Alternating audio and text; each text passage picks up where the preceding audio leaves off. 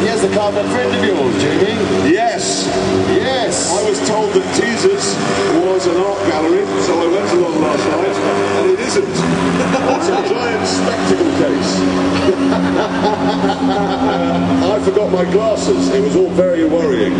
This car, another Ferrari, mid-engine 360. This is the challenge to Darling. Now, for this, they really did engineer it in such a way that when it gets towards the limit, it is incredibly tricky. If you're really good, you can hold it and drive extremely well, but you've got to be good. Yeah, and what happened when you drove it? I crashed it almost immediately. Because you saw a little button on I saw a button on the centre console that said traction control off. I hit it, it may as well have just said crash written on it. Nice!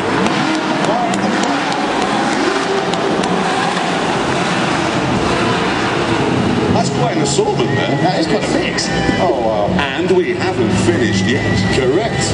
Because we're going to bring out, now it's not really a traditional supercar in the accepted sense, it's a Chevy Lumina in fact. But what I love about it is the traditional sound of a supercar, as you just heard, is that kind of Tom Jones bending over to pick up the soap in C-Max.